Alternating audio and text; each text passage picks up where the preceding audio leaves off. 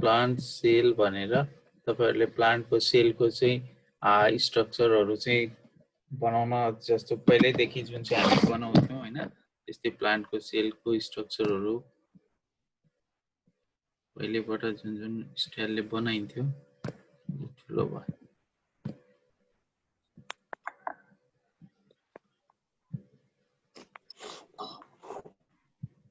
यसरी प्लान्ट सेलहरुको स्ट्रक्चरहरु बनाएर यो बीचमा चाहिँ सेल मेम्ब्रेनहरु सेल वालहरु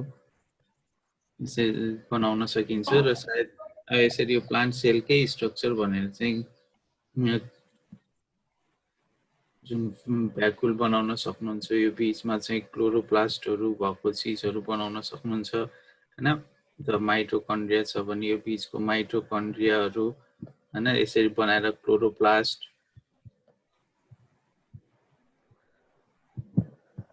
माइटोकन्ड्रिया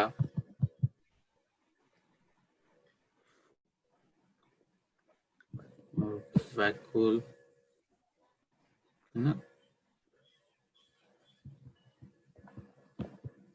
बीचमा चाहिँ कहीं राइबोसोम भनेर राख्दिएर राइबोसोम हुन्छ के हुन्छ भनेर यस्तो खालको चाहिँ तपाईहरुले बनाउन सक्नुहुन्छ सेल वाल सेल मेम्ब्रेन भित्र सेल मेम्ब्रेन न क्लोरोप्लास्टमा अनि राइबोसोम बनाइएछ अनि इन्डोप्लाज्मिक रेटिकुलम बनाउनुहुन्छ भने इन्डोप्लाज्मिक रेटिकुलम यिनीहरु चाहिँ जेनरल जुन हुन्छ बीचको साइटोप्लाज्म यसरी सो अनि न्यूक्लियस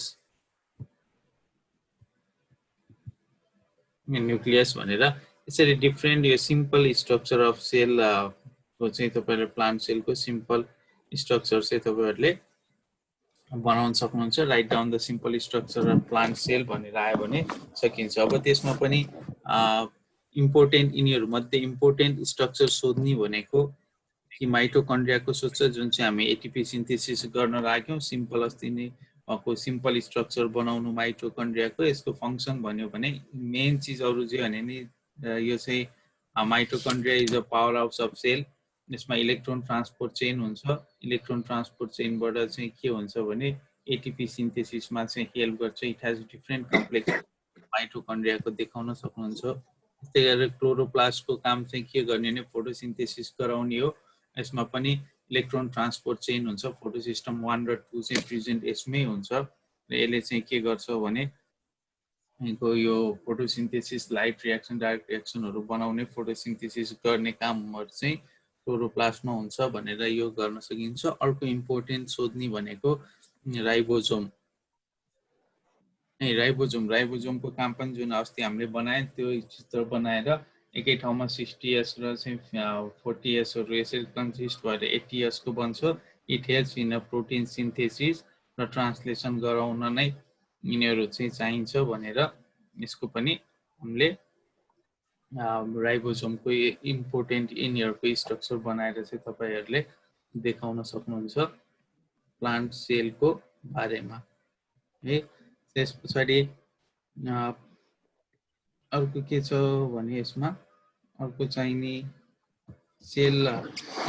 त्यसपछि अर्को एउटा भनेको चाहिँ सेल मेम्ब्रेन चाहिँ अर्को इम्पोर्टेन्ट हो प्लान्ट उसमा चाहिँ अनि राइबोसोम पनि अस्ति प्रोटिन बनाउँदा राइबोसोम पनि बनायौं त्यही स्ट्रक्चर बनाउने हो माइटोकन्ड्रिया चाहिँ हामीले अस्ति नै त्यो को बारेमा कुरा गर्दा इलेक्ट्रोन ट्रान्सपोर्ट चेन कुरा गर्दा त्यही चीज कुरा गर्नु होला जे चीज हामीले पढेछौं त्यसपछि एउटा चाहिँ सेल मेम्ब्रेन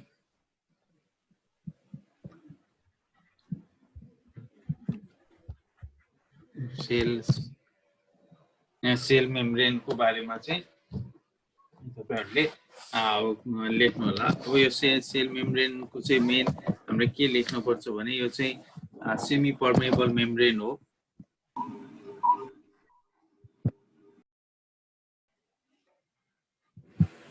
सेमी पर्मेबल मेम्ब्रेन यसले चाहिँ हरेक चीजलाई चाहिँ यहाँबाट चाहिँ सेलबाट चाहिँ जान दिँदैन हैन सो सेल मेम्ब्रेनले चाहिँ के गर्छ भने डिफ्रेन्ट चिजहरूलाई हरेक चिजलाई चाहिँ सेल मेम्ब्रेनबाट नै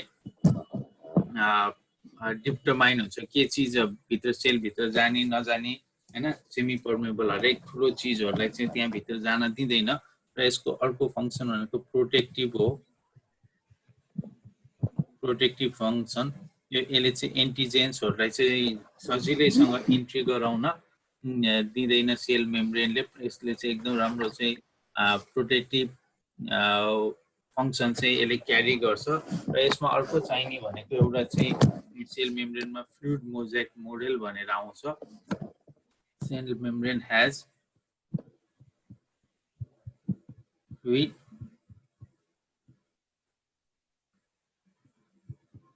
मोजाइक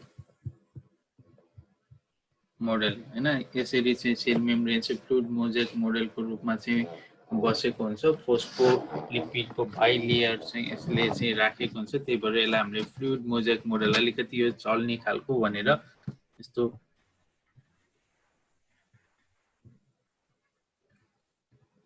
यो फोस्फोलिपिडहरु भयो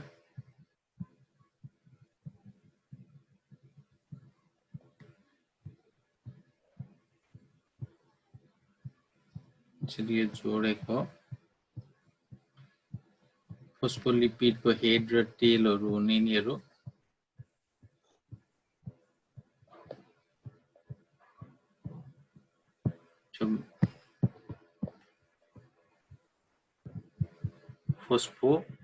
फोस्फोलिपिडले चाहिँ यो फ्लुइड मोजाइक मोडेल चाहिँ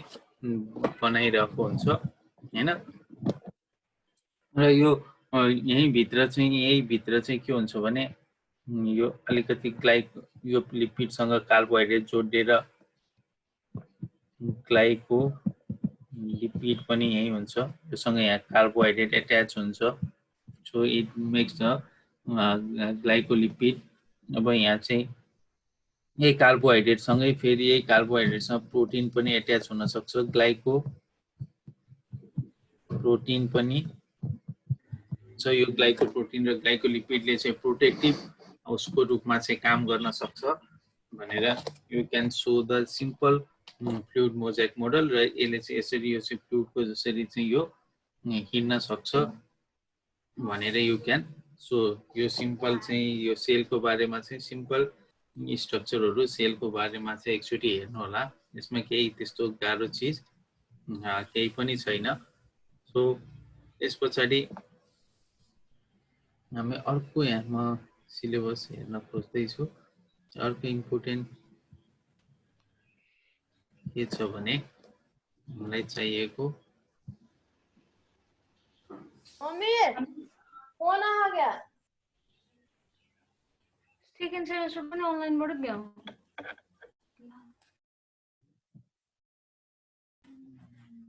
हेलो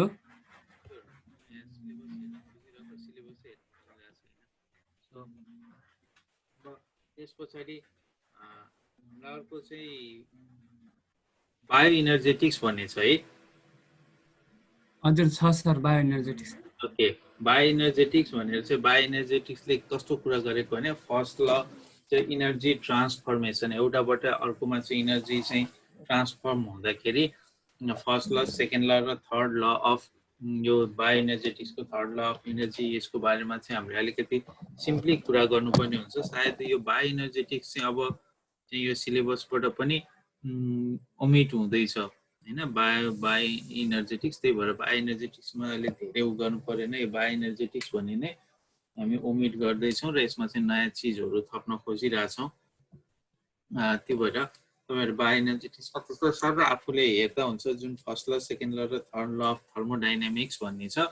हैन फर्स्ट लले के भन्छ सेकेन्ड लले के भन्छ र थर्ड लले के भन्छ भनेर सिम्पली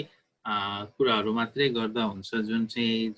टपिक मात्रै र यसमा चाहिँ हामीले डिटेलली चाहिँ बायो इनर्जेटिक्समा त्यति धेरै गर्नु पर्दैन फर्स्ट ल सेकेन्ड ल थर्ड ल हामीले जुन पढेको यिनीहरू जस्तो केही आइडिया छ फर्स्ट ल अफ थर्मोडायनामिक्सले के भन्छ भन्ने तपाईहरु कसैलाई आइडिया छ फर्स्ट ल अफ थर्मोडायनामिक्समा चाहिँ 100% इनर्जी चाहिँ इफिसिएन्टली युज हुन्छ भन्छ सर सेकेन्ड ल अफमा चाहिँ 100% एफिसिएन्ट हुँदैन, आइडियल इन्जिन पनि हुँदैन भनेर भनेको छ। थर्ड लमा चाहिँ इन्ट्रोपी अफ मोलिकुल्स चाहिँ बढिरहेछ भन्छ सर।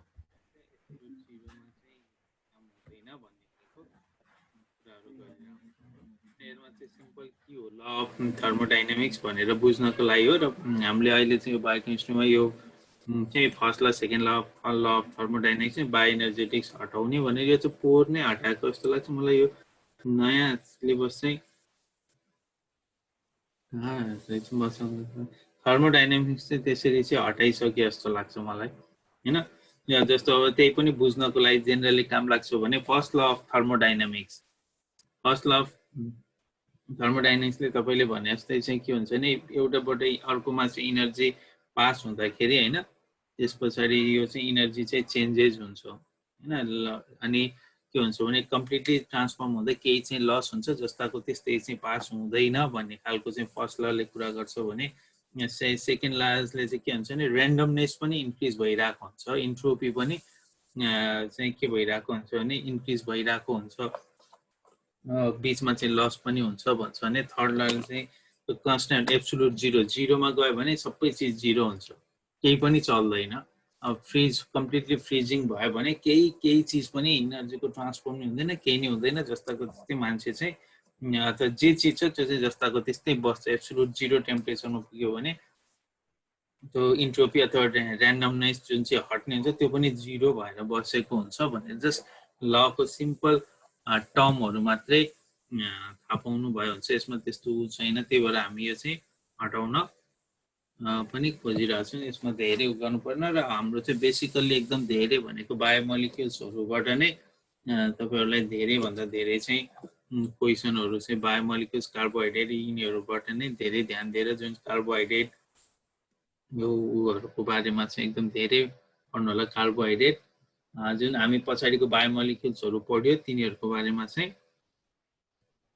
धेरै ध्यान दिएर हेर्नु होला हैन। यिनीहरुमा चाहिँ त्यस्तो केही छैन। अर्को के छ अर्को